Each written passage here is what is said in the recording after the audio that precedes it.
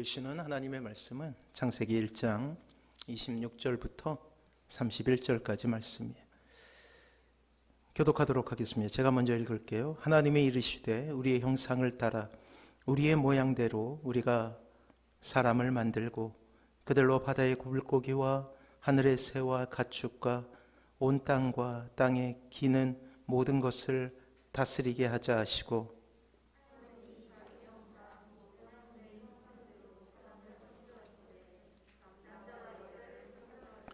하나님이 그들에게 복을 주시며 하나님이 그들에게 이르시되 생육하고 번성하여 땅에 충만하라. 땅을 정복하라. 바다의 물고기와 하늘의 새와 땅에 움직이는 모든 생물을 다스리라 하시니라.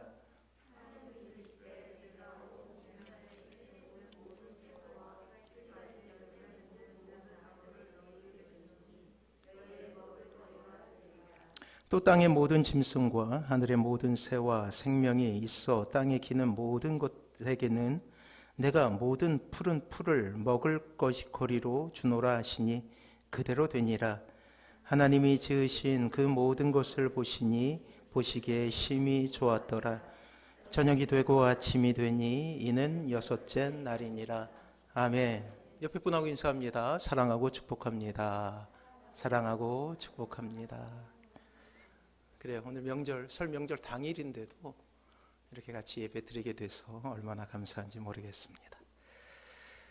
옛날에 선원들은 그 방향을 잡기 위해서 별을 보거나 나침반을 보았죠. 그리고 그것을 이용해서 목적지를 향해 갔습니다. 폭풍을 만나 고생하고 해류에 떠밀려 잠시 다른 곳으로 갈 수도 있었어요.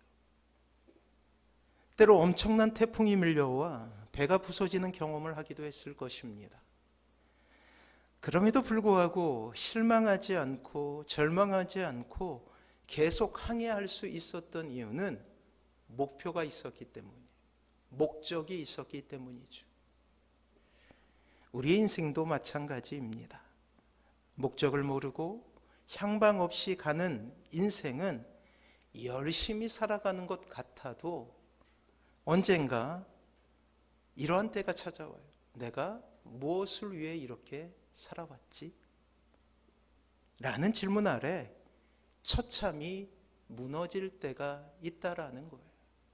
늘 말씀드리지만 신앙생활은 물론 한마디로 표현할 수는 없겠지만 이 신앙생활의 가장 중요한 단어는 방향이에요. 방향. 심지어 우연히 세상에서 이루어야 될 모든 것을 다 얻는다 할지라도 목적을 잃어버린 인생의 끝은 허무함이라는 거예요. 인생의 정점에서 다 이루었다라고 말하는 그 시점에서 스스로 모든 삶을 포기하는 이 땅의 많은 이들을 보면 그러한 이 세상의 원리를 우리는 깨닫게 됩니다. 그래서 방향이 중요하다. 반대로 실패로 점철된 인생을 살아가는 이들에게도 때로는 눈물이 양식이며 슬픔이 늘 이웃이 되어 우리를 우울감에 빠뜨린다 할지라도 방향을 놓치지 않는다면 그 인생은 결국 역전이라는 하나님의 놀라운 그러한 은혜를 입게 된다라는 것이죠. 이런 인생의 고해와 고통의 바다 속에서 나침반과 별과 같이 우리의 인생의 안내자를 만약 발견하게 된다면 그 인생은 여지없이 성공이라는 위대한 하나님의 목적지에 도달할 수 있을 것입니다. 아무리 큰 파도와 폭풍이 그 삶을 위협한다 할지라도 목적지는 스스로 그 모든 것을 이겨낼 수 있는 위대한 힘이 될 거예요. 오늘 성경은 이 땅의 신자들에게 삶의 목적, 삶의 목표를 이야기하고 있습니다. 자, 인간은 끊임없이 처음과 끝에 대한 궁금증을 가지고 살아왔어요. 지금 이 시대뿐만 아니라 처음에 인간의 역사가 시작된 이후로 가장 큰 질문은 처음과 끝이 무엇이냐라는 것이었죠. 그래서 신학 다음으로 인류에 있어서 최고의 학문은 철학이에요. 제가 새벽 기도 때 말씀드렸죠. 철학이 왜 중요하냐? 처음과 나중을 탐구하는 학문이기 때문이에요. 그래서 철학은 인간이 가지고 있는 가장 위대한 학문이라고 이야기할 수 있어요. 처음에 대해 늘 궁금해하고 또 그것을 연구하며 답을 알려고 노력했던 인간 사유의 집합체이기 때문이에요. 하지만 치명적인 약점이 있으니 그 사유의 주체가 사람이잖아요. 근데 사람은 오류투성이죠. 결국은 가장 심오하고도 가장 위대한 학문인 이 철학을 통해서는 진정한 목적지를 발견할 수 없다라는 거예요. 아무리 예리한 지성을 동원한다 할지라도 그 처음에 대한 지식을 얻을 수 없다라는 것이죠. 유일하게 여러분들이 읽게 되는 성경만이 그 처음과 끝이라는 방향에 대해서 설명해 주는 유일한 책이라고 할 수가 있습니다. 그리고 이 성경의 모든 것을 깨닫기 위해 우리는 믿음이라는 과정을 통과해야 하는 거예요. 자, 성경의 첫 구절인 창세기 1장 1절은 하나님께서 천지를 창조하셨다라고 말씀하고 계십니다. 구구절절히 설명하지 않아요. 놀랍게도 하나님께서 천지를 창조하셨다라고 논리적으로 우리에게 해명을 주는 것이 아니라는 거예요. 선포하고 있죠. 하나님께서 천지를 창조하시니라. 그리고 하나님께서 천지를 창조하셨을 때에는 모든 만물에 저마다 독특한 목적을 두셨다라고 이야기하고 있습니다. 방향성을 두셨다라는 것이죠. 그렇습니다. 이 세상은 더군다나 여러분들은 그냥 우연히 대충 그렇게 만들어진 존재가 아니라는 거예요. 특별히 이 땅에 사람이라는 인류라는 존재는 특별히 구별하셔요. 우선 시기이죠. 인간의 창조는 제일 마지막에 이루어지게 됩니다. 그것은 앞서서 일어난 6일 동안 해와 달과 별과 바다와 식물과 동물들을 창조하신 후에 인간을 만들어내시는데 그 이유는 인간이 살아갈 수 있는 모든 환경을 다 조성하신 뒤에 사람을 만드셨다라는 거예요. 이것은 바로 인간이 살 수 있는 모든 준비를 해 놓으심으로 말미암아서 이 땅에서도 하나님 나라와 같은 놀라운 위로와 행복을 경험하게 하시기 위한 하나님의 배려였죠. 두 번째는 방법이에요. 다른 찬조물, 그들에게 사용했던 용어들을 보면 있으라 하니까 있게 되고요, 나뉘라 하니까 나뉘게 되고요, 식물을 내라 하니 땅에서 식물이 나게 되고 생물을 내라 하니 생물이 나오게 되는 것이었어요. 그렇게 명령하심으로 말미암아 창조하시지만 처음 사람이었던 아담을 창조하실 때의 방법은 전혀 달라요. 흙으로 사람을 빚는 과정을 거치십니다. 하나님께서 수고를 더하시는 거예요. 존중이죠. 이 땅에 여러분들이 살아가고 있는 것은 하나님의 존중 가운데 있게 된 일이라는 거예요. 그리고 그 창조의 마지막에 그 인간에게 생기를 넣으심으로 인간 창조의 마지막을 장식하십니다. 따라합니다. 나는 귀하다. 그래, 여러분들은 귀한 거예요. 그리고 친절하게 그 창조의 방법에 대해서 상세히 설명하셔요. 너희들이 얼마나 귀하냐라는 것을 하나님께서 스스로 말씀하고 계시는 거예요. 볼까요? 창세기 1장 26절 오늘 말씀이죠. 같이 한번 읽어봅니다. 시작. 하나님이 이르시되 우리의 형상을 따라 우리의 모양대로 우리가 사람을 만들고 그들로 바다의 물고기와 하늘의 새와 가축과 온 땅과 땅에 기는 모든 것을 다스리게 하자 하시고. 그래요. 오늘 우리는 놀라운 하나님의 음성을 듣게 되죠. 하나님의 형상.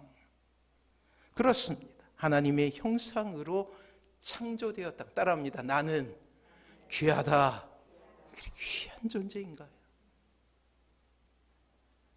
끊임없이 이 세상에서 고통당하고 절망하고 좌절하는 우리에게 때로는 비참함으로 몸부림칠 수밖에 없는 우리를 향하여서 그럼에도 불구하고 너희는 하나님의 형상이다 라고 말씀하고 계시는 거예요. 그 어떤 존재도 여러분들의 이 존귀함을 해할 수 없다라는 거예요. 그렇습니다. 우리는 감사하게도 하나님의 형상대로 지음받은 사람들이죠. 바로 이 땅의 사물, 이 땅의 생물이 다 없어진다 할지라도 여러분들은 결코 포기하지 않으신다라는 하나님의 간접적인 메시지인 거예요. 심지어 천사들도 감히 이러한 인간의 창조와는 비교할 수 없습니다. 천사들은 부리는 종이었어요.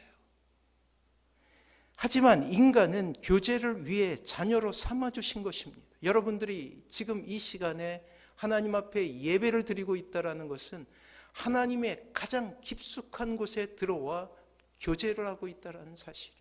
따라합니다. 나는 귀하다. 귀한 거예요. 그렇다면 하나님의 형상이라는 것은 무엇인가요? 우리가 하나님의 얼굴과 얼굴의 형상과 몸의 모양이 닮은 것일까요? 아니죠. 하지만 우리는 이 질문에 답을 하며 또 다른 놀라운 은혜를 발견하게 돼요. 로마 시대에 로마는 정복 전쟁을 치러 지중해 주변을 석권했어요. 저 위쪽으로는 유럽의 남부 지방을, 그리고 아래로는 이집트를 비롯해서 북부 아프리카를 점령하는 세계의 대제국이 됩니다. 그리고 그 복속된 나라들을 식민지로 삼아요. 이렇게 식민지가 된 땅에 반드시 하는 일이 있었어요. 그것은 무엇이었냐면 로마의 황제의 동상을 주요 도시에 세우는 거예요. 그리고 그 형상을 보며 그곳에 살고 있는 식민지 국민들이 자신의 땅이 로마의 황제가 지배하는 땅임을 인식하게 하는 거예요. 로마의 황제의 동상을 보며 깨닫게 됩니다. 아, 이곳은 로마의 황제가 다스리는 곳입니다 라는 것을 깨닫게 된다고요. 사랑하는 성도 여러분, 이 땅에 하나님의 사람을 통해, 아니 구체적으로 여러분들을 통해 하나님께서 원하시는 것은 여러분들의 존재 자체를 통하여서 하나님께서 드러나시는 거예요. 마치 로마의 식민지 그 가장 중요한 핵심 지역에 황제의 동상을 세워 그 형상을 보며 그곳의 식민지 국민들이 로마 땅임을 깨달았듯이 여러분들이 가게 되는, 특별히 명절 아닙니까? 자녀들을 만나게 되고 친척들을 만나게 되는 그 현장에 여러분들을 보며 여러분들을 통하여서 하나님이 존재하고 계심을 알기 원하신다라는 거예요. 따라합니다. 나는 귀하다. 귀한 존재라는 거예요. 귀한 존재. 그저 여러분들이 숨쉬고 여러분이 살아가는 그 어느 곳이든 이 땅의 신자가 가는 그곳에 여러분을 통하여 하나님이 이 땅을 다스리고 계심을, 그리고 이 땅을 섭리하신다라는 그 놀라운 상징이 되고 있다라는 거예요. 그냥 아무것도 안 해도 놀랍지 않습니까? 여러분들이 얼마나 존귀한 존재라는 거예요. 아기가 태어나게 되면 이 아기는 세상의 중심이, 그 가정의 중심이 돼요. 그래서 막 베네짓이라고 그러죠. 아무런 의미 없이 웃게 돼도 그것에 경이로움을 느끼게 됩니다. 그래서 막 박수를 치고, 심지어 아기는 똥을 싸도 환호성이 일어나요. 막 그냥 신기하다. 존재 자체가 귀한 거예요. 여러분들 자체가 귀하다는 거예요. 세상이 어떻게 생각하건, 세상이 어떻게 여러분들을 보건 간에 그것은 상관없이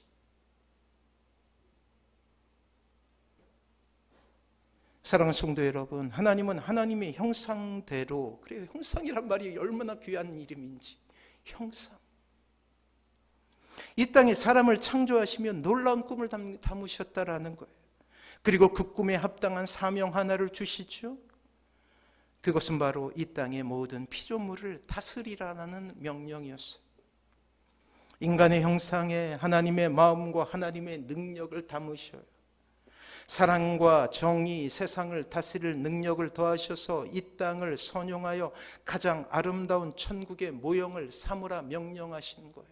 존귀한 여러분들을 통해. 또한 천국을 하나님께서 완벽하게 통치하시듯이 이 땅에 하나님의 형상을 닮은 인간을 통하여서 이 땅을 완벽히 다스려서 이 땅을 천국으로 만들라는 사명을 주셨다라는 거예요. 다스리게 하십니다. 천국을 하나님께서 아버지라는 마음으로 돌보시듯이 이 땅을 돌보라 말씀하심으로 그 어떤 존재에게도 주신 적이 없는 위대한 사명을 주시는 거예요. 목적이에요. 여러분들을 이 땅에 내놓으신 목적인 것입니다. 그리고 그렇게 하나님의 꿈을 이뤄갈 사람으로 이 땅에 여러분들을 선택하시죠. 그러나 우리가 잘 아는 대로 아담은 원죄로 인하여 그 모든 지위를 잃게 되었어요. 이제 다스려야 할 이 땅, 보호함으로 천국으로 갖고 와야 될 이 땅을 왜곡시켜서 착취하게 됩니다. 그 안에서 모든 피조물, 생태계는 고통을 당하게 되어 있어요. 지금 이 시대를 보십시오. 인간의 만행에 가까운 탐욕은 이 땅을 병들게 하고 있습니다. 그러니 하나님의 꿈이 얼마나 더 간절해지겠어요. 이 세상이 악하면 악할수록 하나님의 꿈은 더욱더 선명해지고 간절해지는 거예요. 여러분들을 통한 하나님의 꿈은 더욱더 간절해지고 있다고요. 자신의 유익을 위해서라면 모든 것을 파괴해서라도 그 이익을 얻으려 하는 것이 원죄로 오염된 인간이에요. 그러나 이러한 착취에 자연은 다시금 커다란 대가로 착취하는 인간에 대항하고 있지 않습니까? 자연재해라고 불리우는 모든 것들은 인간의 착취의 결과인 거예요. 제가 이제 서울에 오늘 오후부터 서울에 올라가게 되는데 화요일 날 명절 마지막 날에 영하 17도가 된다고 그러더라고요. 제가 이제 전라도 지역에 온 지가 10수년이 됐는데 영하 17도는 상상도 안 돼요.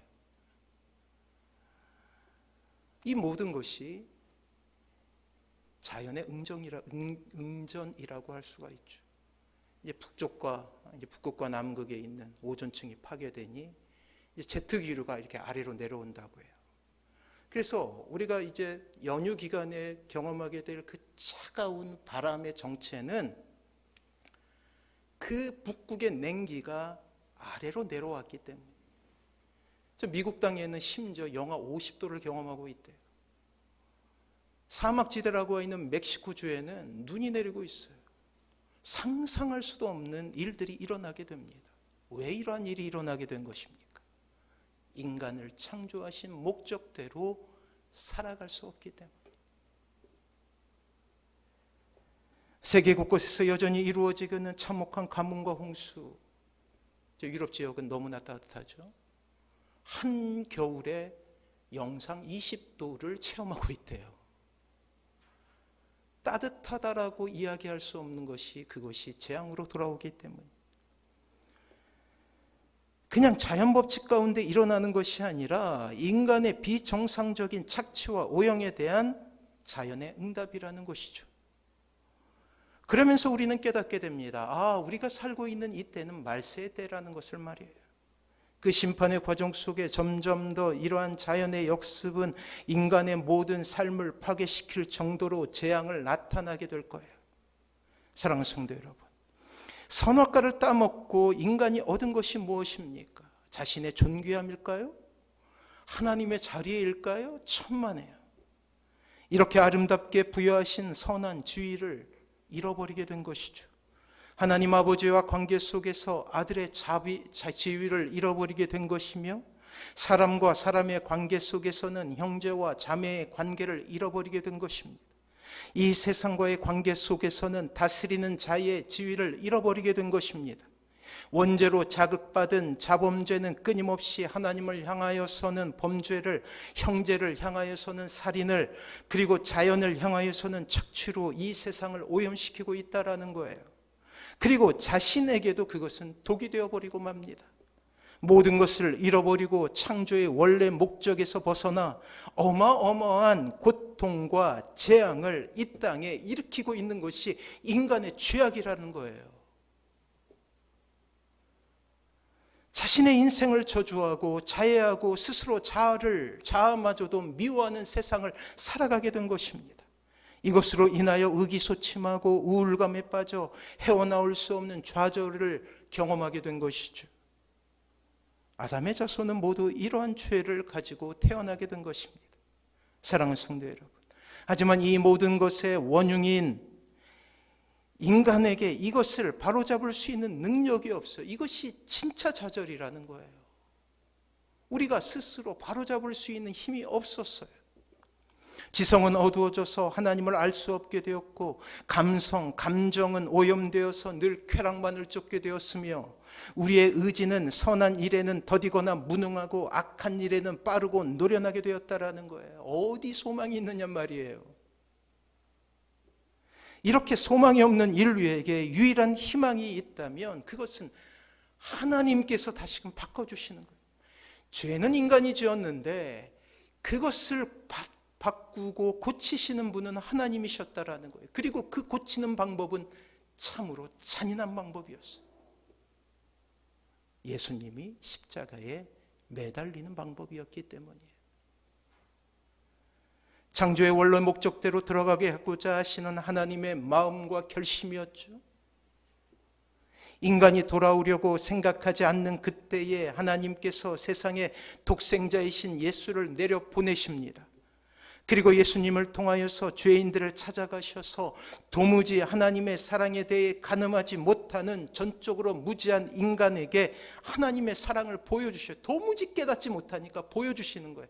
십자가를 통하여서 나타내 주시는 거예요. 우리에게 시청과 교육을 통해서 깨닫게 하시는 거예요. 심지어 성령님을 우리 마음에 보내어 주심으로 말미암아서 그것을 온몸으로 느끼게 하시는 거예요.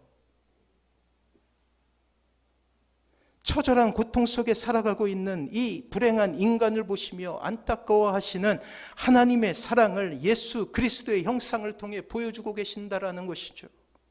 이것을 우리는 복음이라고 불러요. 한없는 기쁨의 소식이죠.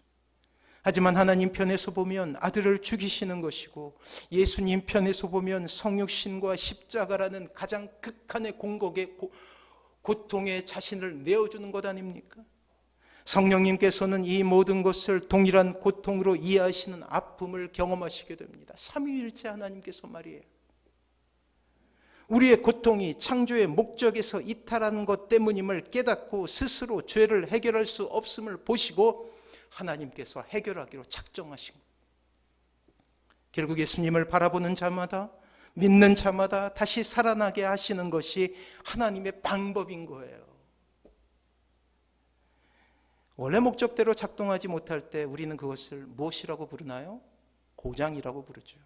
고장난 거예요. 컴퓨터가 작동하지 않을 때, 또 옛날 컴퓨터가 되어 사양이 떨어져서 제 성능을 발휘하지 못할 때, 고장났다고 하거나 쓸모가 없다고 생각할 때 우리가 어떻게 하죠? 폐기 처분하는 거예요. 자동차가 오래되어 고장이 나고 사고가 나서 더 이상 움직이지 못할 때 우리는 그것을 폐차라는 방법을 통해 용도 폐기합니다. 그러나 놀랍게도 하나님은 우리가 고장나고 망가져서 하나님의 영광을 위해 살아가야 해야 한다라는 사실도 망각했을 때, 하나님께서 이 땅에 창조하신 그 목적대로 살아가는 것조차 잃어버리게 되었을 때 우리를 버리지 않으셔요. 폐기하지 않으시고 오히려 하나님이신 예수님께서 이 땅에 오셔서 우리를 살리시고 대신 죽으심으로 인간을 창조의 목적으로 되돌리신 방법을 우리에게 보여주셔요. 그리고 이 자리에 있는 여러분들은 그렇게 하나님의 형상이 회복된 사람이라는 거예요. 따라합니다. 나는 존귀하다. 나는 귀하다. 그래서 귀한 거예요. 우리가 뭐 잘난 게 있어서 귀한 게 아니라 여러분들의 값어치는 하나님께서 여러분들을 얼마만한 무게로 사랑하시느냐에 달려있다라는 거예요. 여러분들의 값어치는 십자가인 거예요. 그래서 하나님께서 여러분들을 향하여서 이렇게 말씀하셔요. 31절 같이 한번 읽어봅니다. 시작.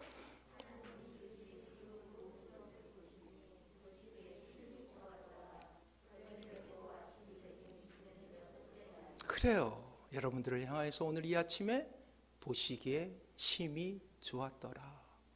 베리굿이라고 말씀하셔요. 엑설런트라고 말씀하셔요. 그래서 여러분들이 귀한 거예요. 회복된 하나님의 형상을 갖게 되어 하나님께서 다시금 이 땅이 버려버린 그 말씀으로 축복하고 계시는 거예요. 보시기에 심히 좋았더라. 이러한 하나님의 감탄은, 만족스러우심은 이 땅의 신자 하나하나를 부르시며 하시는 하나님의 감탄사라는 거예요. 이 땅의 사물이, 이 땅의 생물이 다 없어진다 해도 인간은 포기하지 않으신다라는 하나님의 고백이죠. 신자들을 향한 영원한 사랑의 편지예요. 연서예요. 우리가 주님을 알게 된 그 시간 우리의 손에는 이 하나님의 연서, 하나님의 편지가 들려 있었어요. 우리가 하나님의 자녀가 되었을 때 우리는 이 세상에서 가장 값진 사람이 된 것입니다. 사랑하는 성도 여러분, 다시 한번 말씀드립니다. 여러분들의 가치는 세상 사람의 평가에 달린 것이 아니라는 거예요. 우리가 얼마나 뛰어난 외모를 가지고 있는가, 우리가 얼마나 높은 지위에 올라갔는가, 그것은 결코 중요한 것이 아니라는 거예요. 우리가 얼마나 공부를 잘해서 성공을 하는가, 그건 역시도 적어도 하나님께는 중요한 것이 아니에요. 우리의 값은 하나님께서 우리를 어떻게 보시느냐에 달려있다라는 거예요. 어떠한 대가를 치르고 우리를 하나님의 자녀 삼았는지에 달려있다라는 것입니다. 사랑하는 성도 여러분, 이미 말씀드리지 않았습니까? 우리를 구원하시고 하나님의 자녀 삼아 주심으로 또한 천국이라는 아름다운 나라를 꿈꾸게 하시기 위해 치르신 대가, 그것은 하나님 편에서는 아들을 죽이는 것이고 이 아들이신 예수님은 십자가에 달리는 것이며 성령님께서는 그 모든 고통을 동일하게 경험하시게 된 거예요. 그렇습니다. 우리의 값어치는, 여러분들의 값어치는 우리를 창조하신 하나님께서 그 아들을 죽이시는 만큼의 가치를 가지고 있다라는 거예요. 결코 우리가 사랑받을 만한 가치가 있고 조건이 되어서 사랑하시는 것이 아니죠. 돌이켜 보십시오. 우리가 언제 하나님을 기쁘게 하신 것이 있었습니까? 우리 멋대로 살고 우리 멋대로 좌절하며 우리 멋대로 나를 포기하고 하나님께 자녀답게 살지 못했음에도 불구하고 하나님은 여러분들을 사랑하시기에 주저함이 없으셨다라는 거예요. 이 세상에서 실패하고 좌절하며 세상으로부터는 손가락질 당해도 실수하며 때로 망하게 된다 할지라도 온 세상으로부터 업신여김을 당하고 어떤 사람도 나의 편이 되지 못한다라고 경험한다 할지라도 때로 내 자신이 나를 봐도 한심하고 때로 내 인생을 스스로 부인하고 있다 할지라도 큰 시험을 당하여 낭망하고 더 이상 헤어나올 수 없는 지경에 놓인다 할지라도 실패한다 할지라도 육신 가운데 병이 생긴다 할지라도 그럼에도 불구하고 여러분들을 사랑하시고 귀하게 여기신다라는 거예요. 사랑하는 성도 여러분, 여러분의 가치는 여러분들을 사랑하시는 분이 하나님이시기에 귀하고 값진 것입니다. 오늘 하나님께서는 있는 모습 그대로의 여러분들을 부르고 계셔요. 상처가 없는 척, 고상한 척, 아무런 문제가 없는 척, 잘 살고 있는 척 하는 여러분들이 아니라는 거예요. 교회 안에는 척하는 분들이 많아요.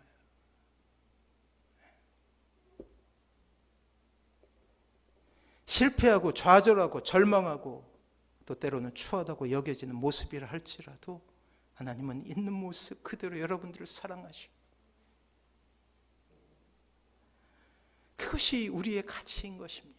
따라합니다. 나는 귀하다. 귀한 거예요. 그것을 오늘 성경은 보시기에 심히 좋았더라, very good이라고 이야기해요. 죄 없으신 예수님께서 십자가에 달려 죽으신 것은 바로 하나님께서 보시기에 심히 좋았더라 라는 이 위대한 평가를 돌려주시기 위함입니다. 이 은혜 가운데 거하시길 바랍니다. 미국 위스콘신 주의 천체연구소에 근무하던 찬드라 세카르라는 박사에게 시카고 대학에서 겨울방학 동안 고급 물리학에 관한 특강을 해달라는 전화가 왔어요. 그는 흔쾌히 승낙합니다. 그리고 기대감을 가졌죠. 그러나 몇 주 후에 그것을 지원한 학생 수가 너무나 적어서 강의를 취소해야 한다라는 소식을 듣게 됩니다. 이 박사는 몇 명이 등록했는지를 물어보고 학교 측에서는 2명뿐이라고 이렇게 이야기했어요. 찬드라 세카르 박사는 학생들의 신상을 물은 뒤에 숫자에 상관없이 그 두 학생을 위해 강의하겠다라고 그렇게 약속합니다. 유난히 추운 겨울방학이었지만 이 박사님은 한 주에 2번씩 2시간 동안 차를 몰면서 쫓아가서 이 두 학생을 위해서 강의를 열심히 준비한 다음에 열정적으로 강의했어요. 그로부터 10년 뒤 이 두 학생은 노벨 물리학상을 받게 됩니다. 그들은 첸넌 양과 충돌이라는 중국계 미국인 과학자였어요. 수상소감을 묻는 자리에서 두 사람은 이렇게 이야기합니다. 우리 두 사람을 위해 열정적으로 강의해 주셨던 찬드라 세카르 박사님이 저희들을 이 자리에 서게 해 주셨습니다. 사랑하는 성도 여러분, 하나님의 특별한 사랑을 받은 이들에게는 독특한 지위와 더불어 살아가야 될 의무가 있어요.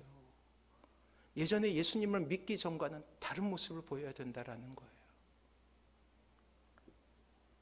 예수님의 사랑을 발견한 사람은, 하나님을 만난 사람은, 자신의 소중함을 발견한 사람은, 자신의 귀중함을 발견한 사람은, 자신이 얼마나 특별한 사람인 줄을 깨닫게 된 사람은, 자신이 사랑받고 있는 사람인 줄 알게 된 사람은 반드시 주님을 만나기 이전과는 다른 인생을 살아야 된다는 거예요.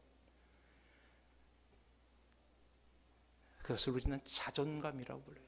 자존감, 스스로 존귀함을 깨닫게 된 사람이에요. 하나님을 통하여. 우리가 가지고 있는 자격을 통하여서가 아니라 하나님을 통하여 스스로 존귀함을 깨닫게 된 사람은 다른 모습으로 살아가야 된다는 거예요. 그렇게 소중한 존재임을 깨닫게 된 인상에게 주시는 하나님의 과제가 있다면, 지금 그렇게 소심하고 주눅들어 있고 세상 속에서 인정받지 못한 나를 통하여 그럼에도 불구하고 하나님은 영광 받으시기를 원한다는 거예요.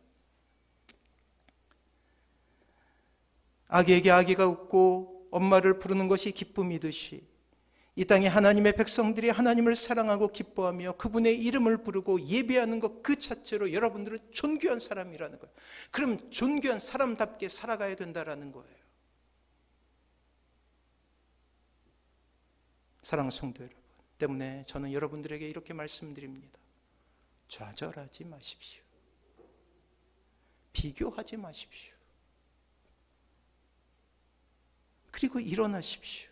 그 자리에서 일어서서 하나님께서 우리를 얼마나 사랑하신지를 보이십시오.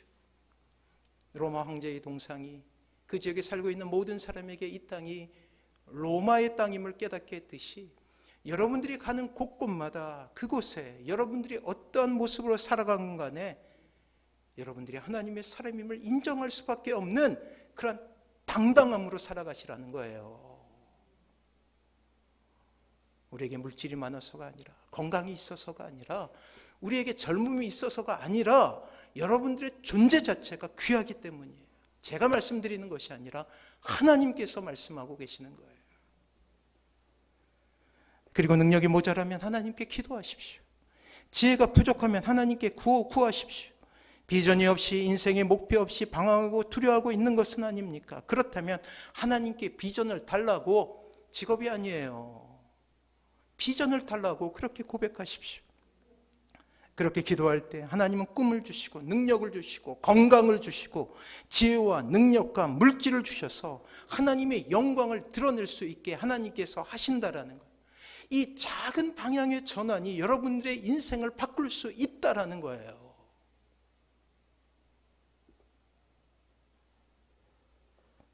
그리고 여러분들을 지키시고 여러분들을 특별히 여기시는 하나님이 계시고, 그리고 그 하나님이 여러분을 통해 가장 멋진 일을 하시게 될 거예요. 사랑하는 성도 여러분, 특별히 우리가 명절 기간을 보내게 되죠. 수많은 말들이 오고 가기 때문에 이 사람들의 말을 듣게 되고 또 저 사람들의 평가를 듣게 돼요. 듣지 마세요. 그것 아니더라도 여러분들은 참으로 존귀한 사람입니다. 하나님의 형상임을 기억하며 하나님의 은혜를 나누는 귀한 시간들 되시길 바랍니다. 꿋꿋하게 고백하세요. 나는 하나님의 사람이다. 덤비지 마라. 나를 평가하지 마라. 나는 하나님의 사람이야. 얼마나 멋져요. 이러한 귀한 회복의 은혜가 있길 주님의 이름으로 축원합니다. 우리 찬양하게 해요. 약할 때 강함 되시네.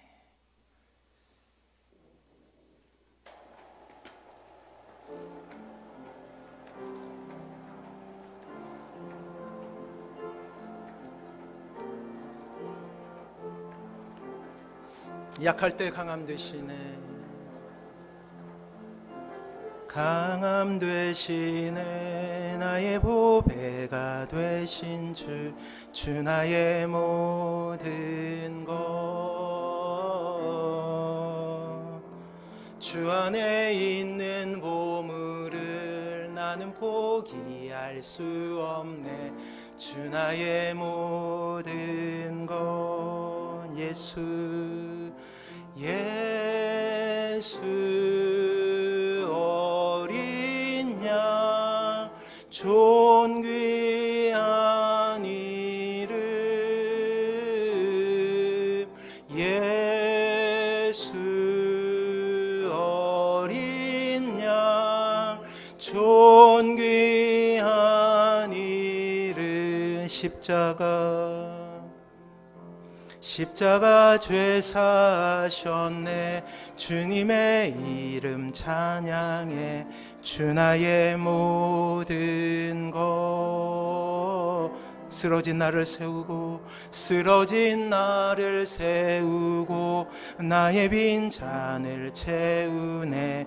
주 나의 모든 것. 예수, 예수 어린 양 존귀한 이름. 예수 어린 양 존귀한 이름. 다시 한번 고백합니다. 약할 때 강함 되시네. 나의 보배가 되신 주, 주 나의 모든 것.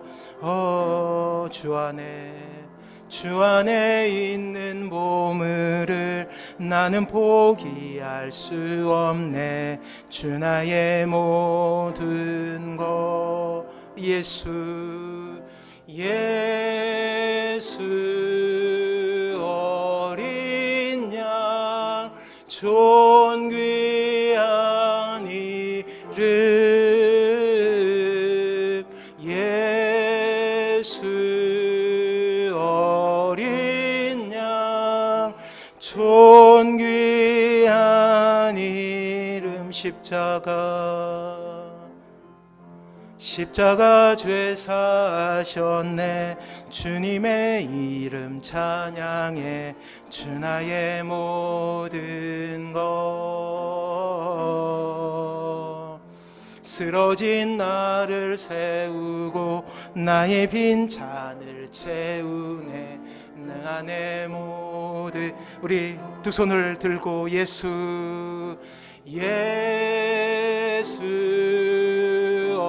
어린 양 존귀한 이름 예수 어린 양 존귀한 이 예수 어린 양 예수